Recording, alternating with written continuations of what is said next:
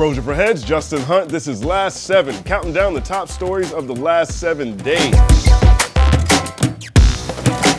Former San Francisco 49er quarterback, former Super Bowl cornerback, and unrestricted free agent Colin Kaepernick has yet to be added to an NFL roster, and the season's right around the corner. In 2016, Kaepernick made headlines for peacefully protesting police brutality by taking a knee during the national anthem. Many loved it and supported it, many abhorred it. It was definitely polarizing. Both Mike Vick and Ray Lewis made statements critical of Kaepernick's stance in recent weeks.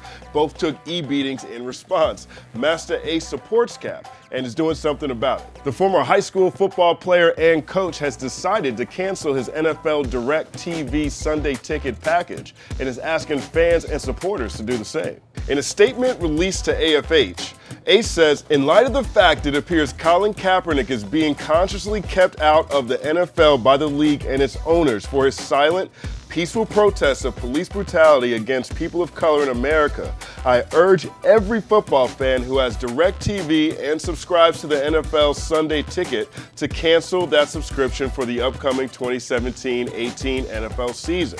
Unless Mr. Kaepernick is signed by a team this offseason, we will stand united in support of him and intend to affect the NFL's bottom line.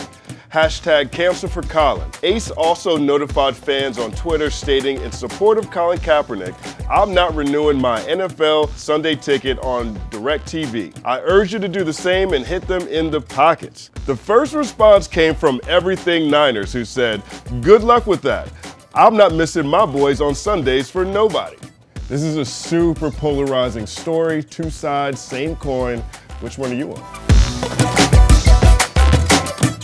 Big news on the Bun B front. The Texas legend is back in the studio and working with the multi-talented Big K.R.I.T. Yes, sir.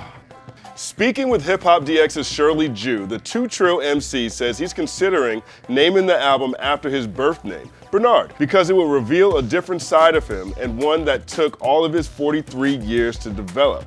Now, Bun B was a flagship artist on Rap-A-Lot Records. He released all 4 volumes of his Trill series there, which encompasses the rapper's solo discography. During that tenure, UGK climbed to #1 with 2007's Underground Kings. 3 of Bun B's albums debuted in the top 10, with 2005's Trill earning him gold certification. His imprint is now 2 Trill Enterprises. Is Bun B and Big K.R.I.T a match made in hip-hop heaven? Speak your mind.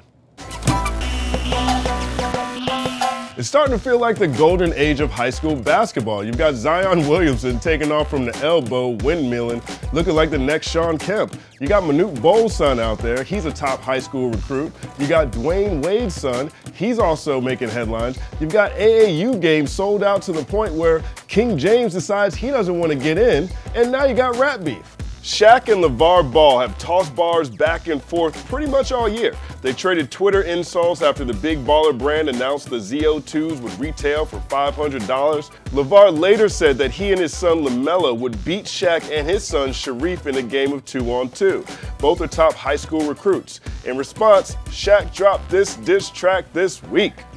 Dudes talking loud, I don't understand. Walk around like they the true big baller, damn. How you think that? I'm about to spit facts. I walk in Reebok in 92, I came out with them Shaqs. I've been doing this a long time. When you was averaging 2 points, riding a pine. You see my t-shirts, you see my feet work. Big Baller brand, that was me first. Big Baller brand, that was me first. Facts. As many hip hop heads know, man, Shaq is actually a dope rapper. He's got platinum records. He's arguably the best basketball player to ever grab a microphone. He's rocked with Fu-Schnickens, Method Man, Redman, Jizza. The list goes on. But this isn't Shaq's first basketball-related rap beef. Remember this? Kobe, tell me how my ass tastes. Yeah. That will never get old. I repeat, that will never, ever get old. Here's hoping LaVar Ball jumps on wax the way he recently jumped in the WWE ring. This just in, 2 rap-related TV shows to look out for. 25 years ago, Russell Simmons' Def Comedy Jam became a leading platform for stand-up comedy. This time, the Def Jam Records co-founder and 35-year hip-hop and fashion mogul will rebrand the series as All Def Comedy. The show is back on HBO. Tony Rock is hosting. Look for the reboot to SmackDown in December. It's all happening. On the Roots front, IndieWire reports that Black Thought and Questlove will join forces with Oscar-winning documentary filmmaker Alex Gibney to produce the AMC series Rap Yearbook. The show adopts the critically acclaimed book by hip-hop journalist and author Shea Serrano into a documentary-style series. The 6-part series is planned for 2018 and produced by Thought and Quest Passion Productions. Earlier this year, it was also reported that the Roots are producing 2 children's TV shows along with South Street Sounds. Full story on Ambrosia for Heads. It only took 10 days for Anthony Scaramucci's tenure as White House Communications Director to come to an end. In a twist of irony, he was actually relieved by General John Kelly, who is now the new White House Chief of Staff, put in place after Reince Priebus was fired last week, which basically happened after Scaramucci's cocaine-crazy New Yorker interview. The cipher continues. If you're keeping count, Scaramucci is the 10th person fired or who has resigned from the Trump administration, which is only 6 months old. Mooch has the honor of lasting the shortest amount of time of any Trump staffer so far, just beating out Sally Yates, who was fired as acting Attorney General after 11 days. The notorious Mike Flynn resigned as National Security Advisor just after 23 days amid scandal and Russian intrigue. Check this out too.